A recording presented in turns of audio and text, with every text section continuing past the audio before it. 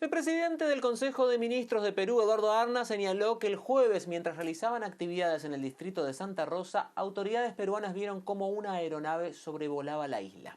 Perú asegura que un avión militar de Colombia ingresó en espacio aéreo de Perú sin tener permiso. Se trata del más reciente episodio de tensión entre ambos países.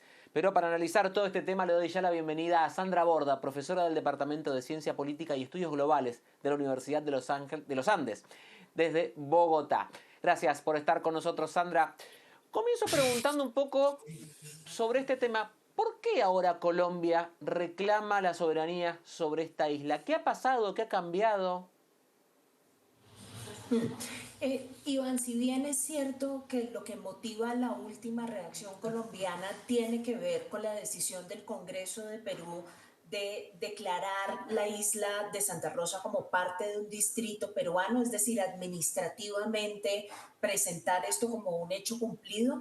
Lo cierto es que en Colombia desde hace más de 10 años varios funcionarios encargados de los temas de soberanía territorial le vienen advirtiendo a los gobiernos de turno y a la Cancillería particularmente que la sedimentación del río Amazonas está produciendo un problema serio para Colombia en términos de soberanía territorial. No solamente porque la sedimentación está creando cuerpos nuevos de tierra, como es el caso de la isla de Santa Rosa, que no han sido adjudicados por tratado alguno, en la medida en que surgieron después de que fue firmado el tratado limítrofe, sino además también porque ese proceso de sedimentación, que es el resultado además de actividades de deforestación en la parte alta del río, está amenazando con dejar a Leticia, que es la capital del departamento de Amazonas, sin acceso al río Amazonas.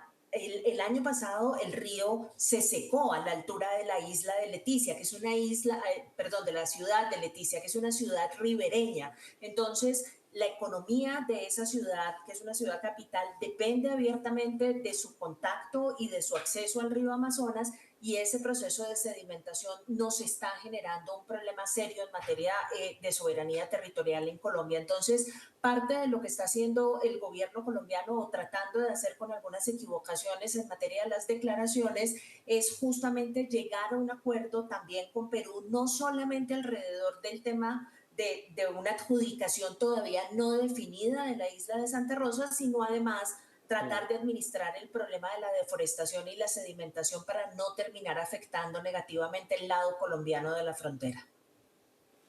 Ahora, esta isla de Santa Rosa, ¿realmente es una isla nueva? Porque es una isla que se ha separado naturalmente de la isla de Chinería, pero actualmente está nuevamente anexada. Es más, si uno entra en Google Maps hoy, ve una sola isla, no ve dos. Entonces, Sí, digo, la tesis peruana, ¿no tiene cierto asidero y cierta lógica? depende de la época del año y del comportamiento del río. Ese es el gran problema que tenemos con una geografía absolutamente móvil y unos tratados estáticos. Parte de lo que se quiere resolver, y yo creo que el derecho internacional de fronteras tiene instrumentos para ayudar a resolver eso, es justamente si la tesis peruana de que Santa Rosa es parte de la isla de Chinería o la tesis colombiana de que Santa Rosa es una isla independiente de Chinería que todavía no ha sido adjudicada, son las tesis, cuál de las dos tesis va a salir ganadora finalmente. Lo importante no es solamente la geografía, que tanto se puede hablar, por ejemplo, de cuerpos de agua sustanciales entre las dos islas, profundos, digamos, qué suerte de análisis geológico se puede hacer alrededor de este problema, sino también en qué ha consistido la ocupación de la isla, quién está prestando los servicios públicos, si bien es cierto que la isla está habitada casi que completamente por ciudadanos peruanos, también lo es que una buena parte de los servicios públicos, por pura cuestión de proximidad, están siendo proveídos por Colombia. Hay muchos principios y muchas tesis en el derecho internacional que tienen que ser sopesadas en un caso como este, si la proximidad como principio cuenta o no cuenta, cómo vamos a hacer para lidiar con un río que se está comportando en formas tan distintas y tan preocupantes a lo largo del tiempo. Yo creo que la discusión es una discusión muy abierta y que va a tener que ser interdisciplinaria en su naturaleza para producir un resultado satisfactorio para ambas naciones. Claro. Ahora, si tenemos un río cambiante y siguiendo un poco la tesis peruana de que en realidad la isla de Santa Rosa es o deja de ser una parte de la isla Chinería por estas situaciones naturales. Si Perú accede a discutir que la isla Santa Rosa es independiente y que no está asignada, cuando el río vuelva a cambiar el curso como lo está haciendo ahora, ¿no podría seguir perdiendo parte de su territorio? Usted me decía que el derecho internacional tiene herramientas para dirimir esto. Digo, ¿cómo se dirime justamente una frontera cuando depende de cómo se mueve un río y que por ahí, digamos, un pedazo de tierra quede de un lado o del otro para un país o para otro? Esa es justamente la circunstancia en la que estamos en este momento, porque los acuerdos que definían límites y definían las jurisdicciones sobre las islas son acuerdos de la década de los 20 del siglo pasado. La isla de Santa Rosa surge, emerge durante la década de los 50.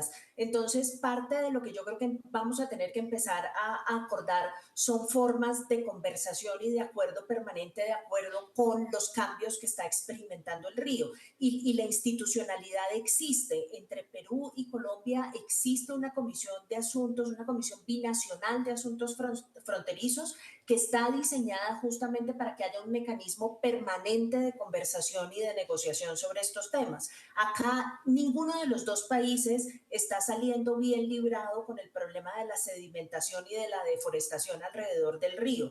Solamente para hablar de la zona contigua inmediata, pero los efectos de esto son efectos en materia medioambiental y de calentamiento también muy preocupantes. Entonces, si usted me pregunta a mí, yo creo que la preocupación aquí, antes de ser la jurisdicción sobre un pedazo de tierra en particular, tiene que ser alrededor de cómo las dos naciones van a llegar a un acuerdo para que esto no siga pasando, para que no continúe la deforestación en la cabecera del río y para que no continúe este proceso de sedimentación. Ese creo yo es el problema de fondo. Si logramos acuerdos también alrededor de los temas de adjudicación de estos terrenos nuevos, pues por supuesto es muy importante, pero yo creo que el problema de fondo es realmente un problema alrededor de la administración y la sostenibilidad del río Amazonas.